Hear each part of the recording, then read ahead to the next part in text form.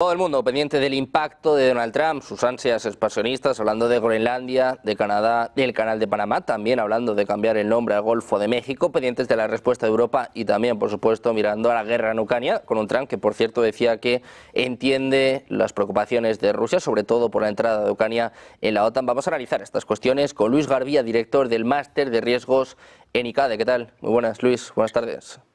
Buenas tardes, Sergio. Encantado de estar con vosotros. Pues encantados de tenerte por aquí en un comienzo de año muy agitado, como digo, con un claro protagonista, todos mirando a Donald Trump, que ayer hablaba en su residencia, hablaba en Mar-a-Lago y desataba sus ansias expansionistas. Luis, hablaba de Canadá, de México, de aranceles, por supuesto, también de recuperar Groenlandia, de cambiar el nombre al Golfo de México. ¿Qué te parece lo más destacado? Y sobre todo quiero saber si estás sorprendido pues, por este vigor con el que ha entrado en este nuevo año Donald Trump. A ver, sorpresa por las sorpresas no la tengo.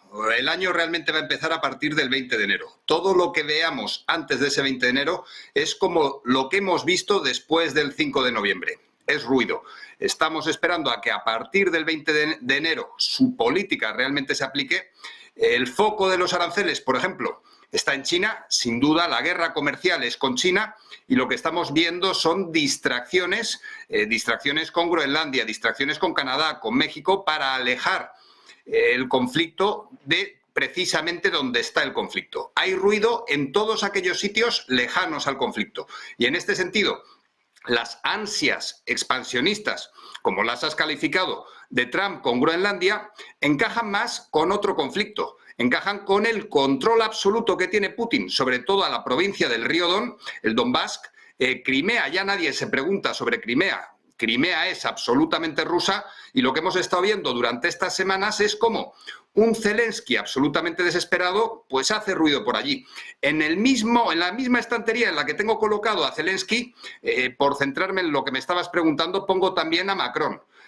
Francia está descolocada, Zelensky está descolocado y yo personalmente preferiría centrarme en todos aquellos que están absolutamente colocados, como por ejemplo se está colocando Mark Zuckerberg con Meta, diciendo lo que viene es Trump, es algo nuevo y prefiero estar en armonía con Trump que en armonía con una Europa, por ejemplo, que no sé ni lo que quiere.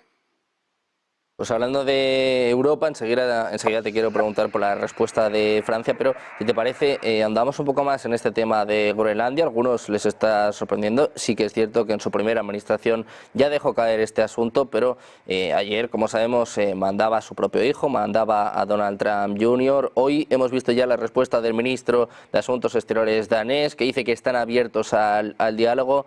¿Crees que tiene visos de prosperar? Y sobre todo, como bien nos estabas explicando, ¿por qué se fija en Groenlandia? ¿Cuál es el verdadero objetivo de Donald Trump? En este caso, lo que estamos viendo es una réplica del primer mandato de Trump en 2016.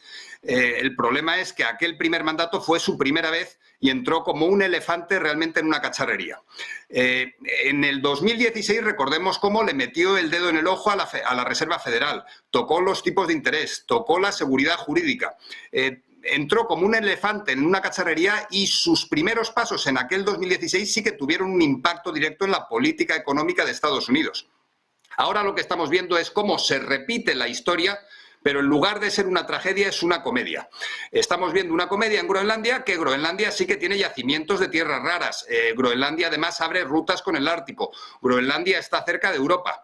Pero yo creo que Trump es perfectamente consciente de que Groenlandia forma parte de Dinamarca. Evidentemente, en ningún caso se va a poder anexionar a Groenlandia ni hacer nada en Groenlandia. Es como si fuera un chiste. Todos sabemos que es un chiste, todos sabemos que a partir del 20 de enero nadie volverá a hablar de Groenlandia, igual que nadie ha hablado esta semana de los ataques con drones de la semana pasada en Estados Unidos. Los dos atentados que hemos visto la semana pasada también han acabado en el olvido. Hunter Biden también está en el olvido. El ataque de Ucrania a Rusia después de haber sido elegido Trump también está en el olvido. A partir del 20 de enero lo que veremos es una política de Trump en la cual probablemente logre la paz con Ucrania. En Oriente Medio también haya esas negociaciones que Netanyahu ya ha anunciado va a comenzar en Doha, también lleguen a buen puerto.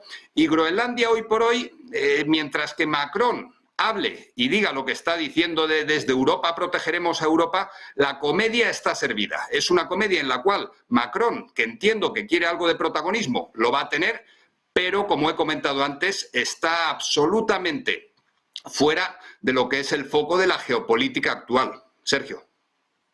Bueno, pues el foco de la geopolítica actual, que sin duda está ahora mismo en Donald Trump, y como decía yo, hay una respuesta ya por parte de Francia. Hablaba el ministro de Asuntos Exteriores, Jean-Noël Barrot. Hemos visto también, por cierto, a Alemania ya saliendo al paso precisamente sobre este tema de Groenlandia. Dice, bueno, pues que nadie va a tocar la soberanía de Europa, que sí que hay que dialogar con Estados Unidos, pero bueno, viene a dar un poco las narices a Donald Trump, a decirle que es algo imposible. Te quiero preguntar por esto, ¿hasta qué punto se está dejando intimidar Europa y sobre todo, pues hasta qué punto crees que va a llegar Donald Trump? Si básicamente nos vamos a convertir en siervos de Estados Unidos, si no lo somos ya, claro.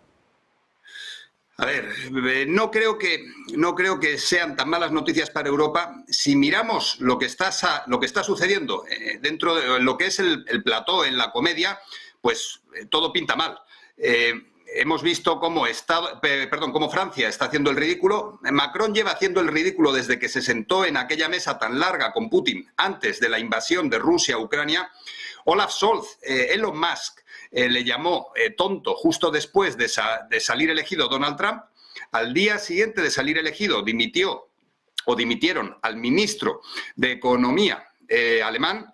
Ha convocado Olaf Scholz, no le ha quedado más remedio que convocar elecciones para el 23 de febrero y evidentemente Francia y Alemania están tocados. Si pensamos en Europa como Francia y Alemania, tenemos sin duda malas noticias para Europa. Pero por otro lado hay que saber leer entre líneas. Ayer anunciaba Meloni un acuerdo que a mucha gente le sentó mal, pero el hecho es que anunció un acuerdo con Starlink, con Elon Musk.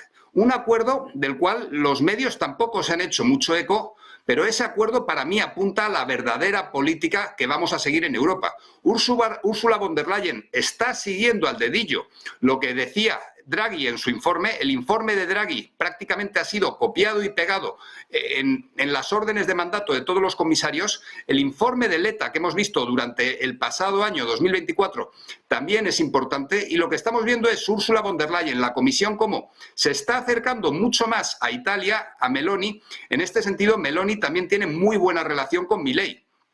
Hay una Europa que sí que se está acercando a Estados Unidos, bajo mi punto de vista, con un acercamiento mucho más serio. Y luego no solo está Estados Unidos, no hay que ser siervos de Estados Unidos, está Mercosur. Ursula von der Leyen, contra los intereses del propio Macron en Uruguay, firmó el acuerdo con Mercosur. No todos son malas noticias, pero si nos esforzamos o si seguimos mirando a Francia y Alemania, evidentemente la visión de Europa que vamos a tener es bastante más negativa. Yo creo que Europa hay que mirar un poquito más al sur, en concreto Italia, Portugal y España. Si nos ponemos las pilas, también podemos seguir en ese camino. Y en ese sentido, esa nueva Europa que emerge desde el sur, yo creo que sí que nos va a poder traer buenas noticias en este 2025, Sergio. Pues veremos qué noticias tenemos en Europa. De momento el foco sigue estando en el conflicto en Ucrania. Ayer Donald Trump decía pues que entiende las preocupaciones de Rusia sobre la entrada de Ucrania en la OTAN. Mientras tanto hemos visto una nueva ofensiva en curso, hemos visto una toma importante por parte de Rusia con el bastión de Kurayove. ¿Cómo crees que se va a desarrollar el conflicto este año? Sobre todo, ¿cómo crees que va a impactar la llegada de Trump a la Casa Blanca? Yo creo que Rusia ganó la guerra el 5 de noviembre. Desde aquel 5 de noviembre hemos visto cómo, por un lado, justo después de las elecciones, Biden autorizó a Zelensky a lanzar misiles a Rusia.